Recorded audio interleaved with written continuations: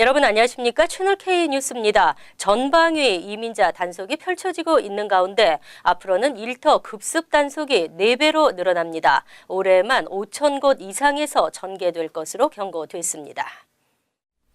ICE는 올해 직장 급습 단속을 기존보다 최대 4배 늘릴 것이라고 공언했습니다. 지난주 뉴욕을 비롯한 미 전역에서는 세븐일레븐 편의점 100여 곳에 대한 불시 급습 단속이 이루어졌습니다. ICE는 이러한 직장 급습 단속을 통해 불체자들뿐만 아니라 불법 신분임을 알고도 이들을 고용하는 업주들까지 강력 처벌할 것이라고 강조했습니다. 지난해에는 1,360곳에서 일터 급습 작전이 실시됐습니다. 올해는 5천 곳 이상에서 단속이 펼쳐질 것이라는 분석입니다.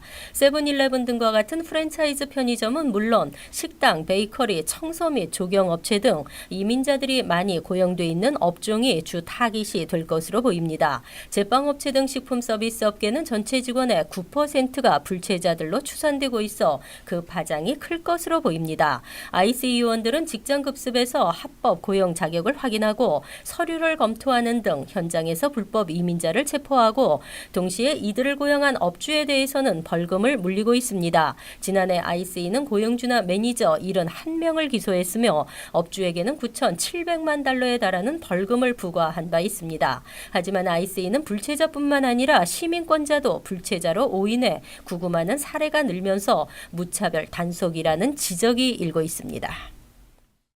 신청자들이 몰린 시민권자의 21세 이상 미혼 자녀에 대한 이민 문호가 동결됐습니다. 그 외 가족이민 문호는 한 달 이상 진전됐습니다. 2월 중 영주권 문호가 발표됐습니다. 지난해 12월 문호에서 2주 진전, 1월 문호에서 6주 진전됐었던 시민권자의 미혼 자녀인 가족이민 1순위의 우선 승인 날짜는 2011년 3월 15일로 동결됐습니다. 이는 신청이 몰린 데다 그동안 접수된 서류들의 처리도 원활하지 못했기 때문으로 풀이됩니다. 지난해 9월 문호에서는 문호 자체가 꽉 차면서 무려 7개월 후퇴한 바 있습니다. 다행히 새 회계년도가 시작된 10월 문호에서는 다시 7개월이 앞당겨지면서 종전 상태로 복귀한 것입니다. 하지만 그 외 가족이민 순위는 평균 한 달 이상씩 진전했습니다. 이 A순위는 2016년 3월 1일로 전달보다 한 달 앞당겨졌고 영주권자의 21세 이상 미혼 자녀인 이 B순위는 2011년 1월 15일로 전달보다 한 달 2주 진전했습니다. 특히 이 B순위는 12월 문호에선 1주, 1월 문호에선 2주씩 더디게 진행됐으나 이달 문호에서 큰 폭으로 앞당겨졌습니다. 3순위도 2005년 11월 15일로 한 달 1주 빨라졌으며 4순위는 2004년 7월 22일로 한 달 진전했습니다. 리저널 센터 투자이민 비자 발급이 중단됐던 취업이민 문호는 변동을 보이지 않았습니다. 뉴욕주 상원이 제115주년 미주 한인의 날을 기념하고 평창 동계올림픽의 성공 개최를 기원하는 결의안을 통과시켰습니다. 한국의 태권도 시범단은 의사당에서 화려한 태권도 시범으로 화답했습니다. 보도에 지한샘 기자입니다. 한미동맹을 굳건히 하고 높아진 한인 사회의 위상을 확인하는 행사가 어제 뉴욕주 의사당에서 열렸습니다. 뉴욕주 상원 존 플래네건 의장은 1월 13일을 미주 한인의 날로 선포한 결의안과 평창 동계올림픽의 성공 개최를 기원하는 결의안을 김민선 뉴욕 한인 회장과 한국 국회를 대표해 참석한 이동섭 의원에게 전달했습니다. 결의안을 발의한 일레인 필립스 의원은 평창올림픽에 남과 북이 함께할 수 있게 되어 기쁘다며 이번 올림픽이 전 세계에 평화의 메시지를 전하게 되길 바란다고 말했습니다. 뉴욕 한인의 김민선 회장은 높아진 한인 사회 위상을 다시 확인하는 감격스러운 순간이었다며 앞으로도 미 주류 사회와 협력을 강화하도록 하겠다고 말했습니다. 공식 행사 후에는 태권도 시범단의 함성이 주 의사당에 울려 퍼졌습니다. 30명으로 구성된 한국 국회의원 태권연맹 소속 태권도 시범단의 우렁찬 기합과 절도 있는 태권도 시범으로 위원들의 큰 박수를 받았습니다. 채널 K 뉴스 지한샘입니다. 뉴욕시 교통 혼잡세 도입이 확실시되고 있습니다. 다만 기존 방안과는 달리 혼잡세 구역을 새로 지정해 시간대별, 차종별로 차등 적용한다는 방침입니다. 16일 뉴욕주는 노후화된 메트로폴리탄 교통공사 전철 시스템 개선 작업에 필요한 8억 3,600만 달러 중 절반을 지원하기 위해 픽스 NYC의 재원 마련 방안을 지지한다고 밝혔습니다. 쿠오모 주지사는 이날 교통 혼잡세라는 직접적인 단어를 사용하진 않았지만 전문가들은 픽스 NYC의 재원 마련 방안이 혼잡세 도입이라고 분석했습니다. 픽스 NYC의 방안이 구체적으로 공개되지는 않았지만 새롭게 도입되는 교통 혼잡세는 맨해튼 60가 남단의 혼잡세 구역을 새로 지정해 자동차 번호판 판독기나 이지패스 리더기를 설치하고 이 지역에 진입하는 차량들에 대해 통행료를 부과하는 방식이 될 것으로 알려졌습니다. 다만 공정한 혼잡세 부과를 위해 차종과 시간대별로 차등 적용한다는 방침입니다. 기존에 제시된 방안은 뉴욕시 이스트리버 교량 4곳을 유료화시키는 방법이었습니다. 쿠오모 주지사는 이와 관련 뉴욕주는 이미 교량을 비롯 곳곳에 통행료를 부과할 수 있는 시스템을 갖출 기술력을 갖고 있다고 밝혔습니다. 이 같은 방식이 도입될 수 있음을 시사한 것으로 풀이되고 있습니다. 뉴욕주가 이번 정책 시행으로 얻을 수 있는 추가 수익은 연 15억 달러로 전망됐습니다. 연방정부의 세제 개혁으로 뉴욕 주민들의 세금 폭탄이 우려되는 가운데 뉴욕주가 주민들을 보호하기 위한 납세자 보호 법안을 발표했습니다. 대기업, 고용업체가 종업원들의 주정부 소득세를 대신 납부해주는 방식입니다. 16일 앤드류 코모 뉴욕주지사는 1,680억 달러의 2019 회계년도 주정부 예산안을 발표하면서 뉴욕주 납세자 보호 법안을 주정부 세제 개편안에 포함시켰습니다.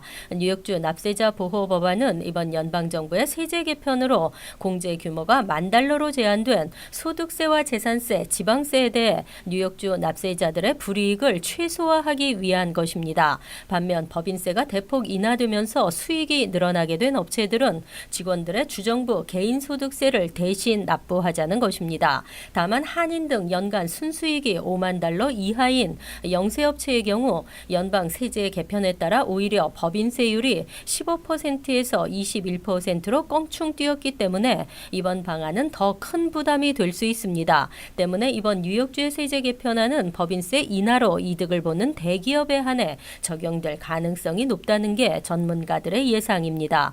이번 방안은 2019 회계년도가 시작되는 4월 1일 전에 주의회의 승인을 받아야 시행이 가능합니다. 한편 이날 발표된 주정부 예산안에는 주정부 차원에서 오락용 마리화나 사용에 대한 타당성을 검토하도록 하는 방안과 불법 체류 학생들에게 주립과 시립대학교 등록금을 지원하는 주림 액트 등이 포함됐습니다. 16일 필 머피 주지사가 선서식을 갖고 공식 업무를 시작했습니다. 연방정부로부터 이민자를 보호하고 뉴저지주를 강하고 평등하게 만들겠다고 밝혔습니다.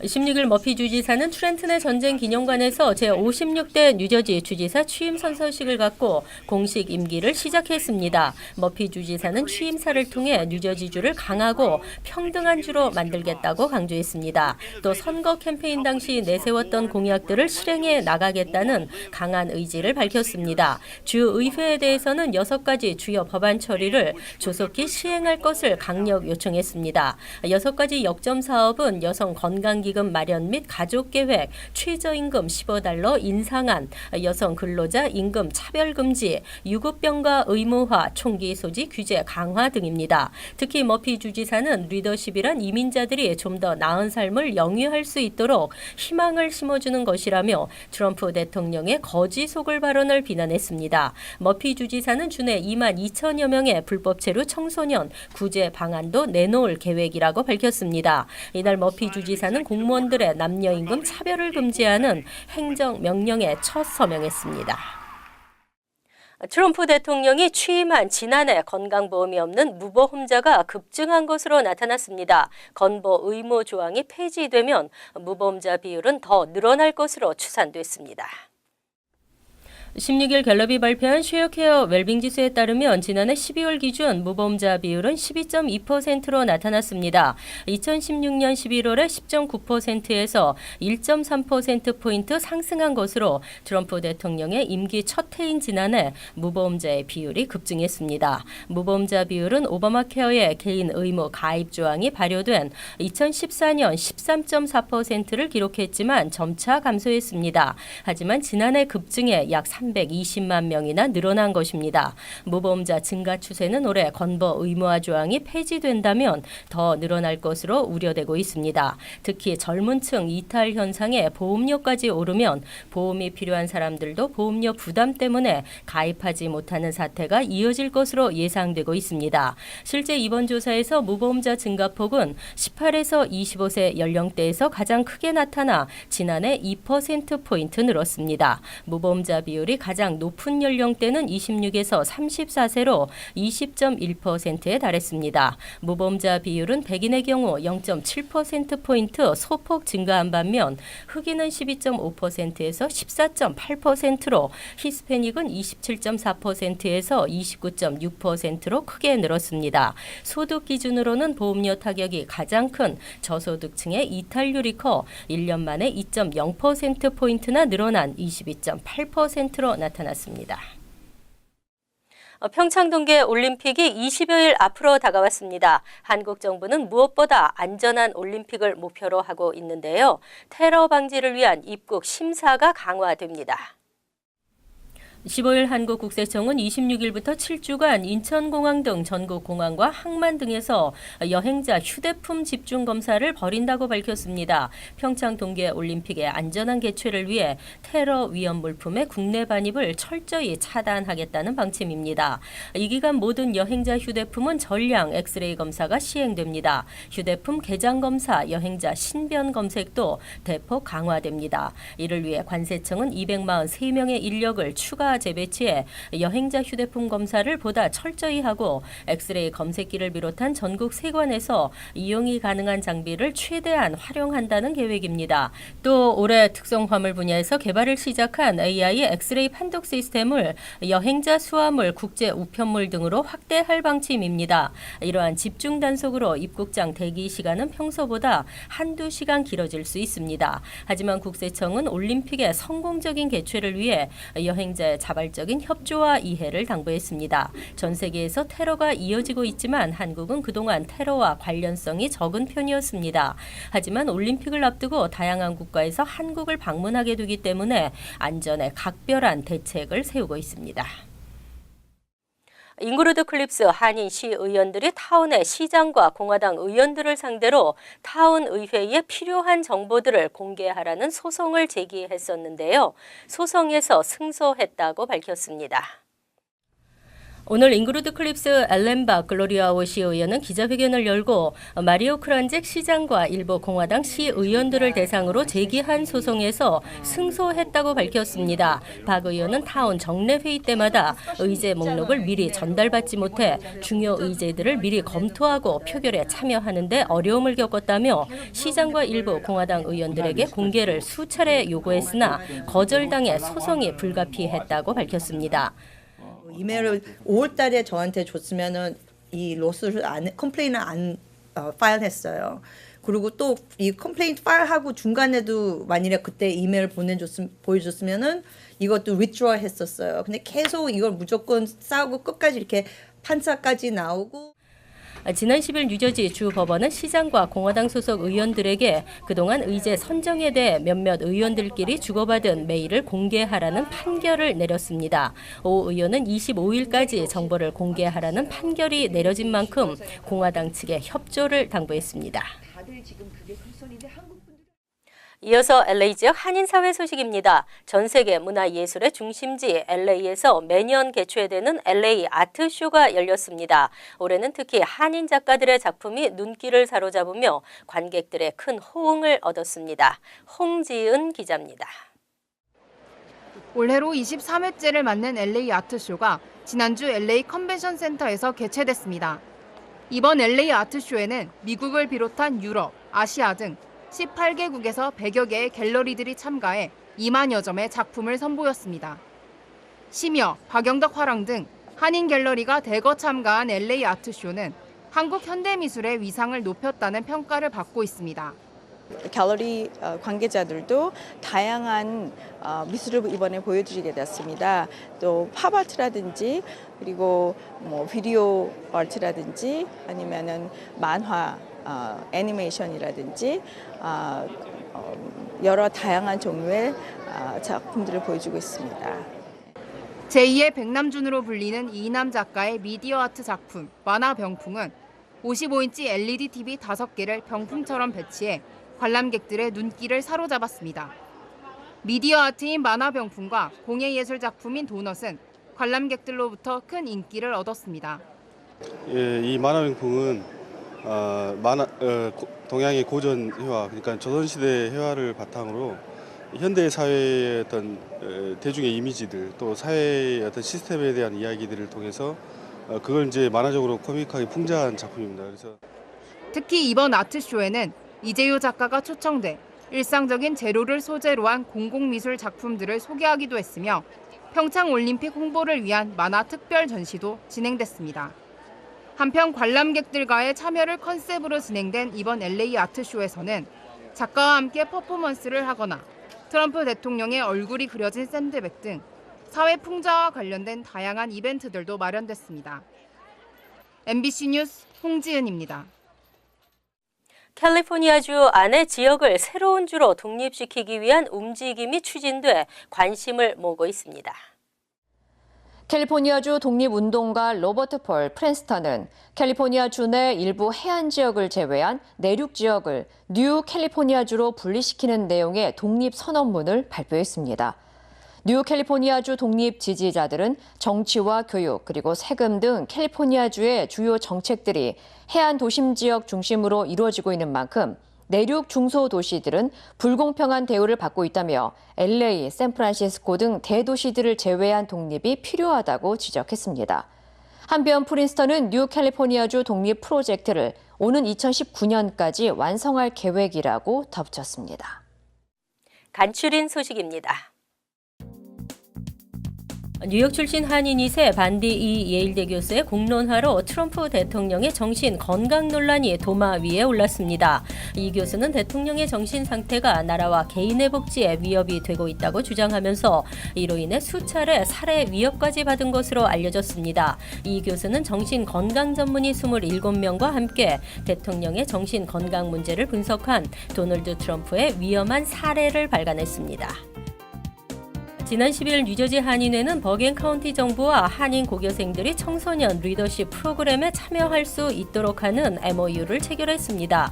뉴저지 거주 10에서 12학년 한인 고교생이면 누구나 참여할 수 있고 자기소개서와 함께 이력서를 작성해 뉴저지 한인회에 접수하면 됩니다. 정부기관에서 일하고 싶어하는 꿈을 가진 한인 고교생들이 업무에 대해 체험할 수 있는 기회입니다. 13일 헌츠포인트 청과 시장 내 노조 팀스터스 로컬 202는 도매시장 측의 시급 $1 인상을 요구했으나 받아들여지지 않자 찬반 투표를 통해 파업을 결정했습니다. 도매시장 측은 30센트 인상안을 내놓으며 지난해 11월부터 협상에 들어갔으나 결국 결렬됐습니다. 800여 명의 한인 청과 업계에도 비상이 걸렸습니다. 이번 파업은 1986년 파업 후 30년 만의 파업입니다. 스타레저가 분석한 지난해 뉴저지 28개 공사립대학의 교내 범죄에서 총 138건의 성폭행 사건이 신고됐습니다. 전년 대비 24% 증가한 수치입니다. 또 지난해 데이트 폭력도 63건이 신고돼 전년보다 13% 늘어났습니다. 러커스대 뉴 브론스윅 캠퍼스의 경우 지난해 성폭행은 23건으로 주내 대학 중 가장 많았습니다. 다음은 프린스턴대에서 13건으로 나타났습니다. 환율과 증권 소식입니다.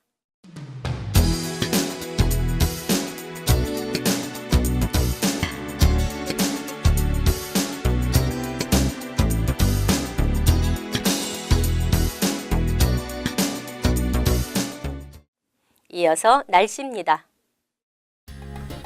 목요일은 대체로 맑은 날씨이지만 쌀쌀하겠습니다. 낮 최고 기온은 34도, 섭씨 1도, 밤 최저 기온은 26도, 섭씨 영하 3도로 예상됩니다.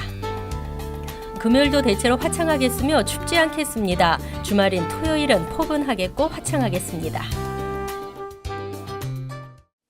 이상으로 채널K 뉴스를 마칩니다. 채널K와 함께 편안한 하루 되시기 바랍니다.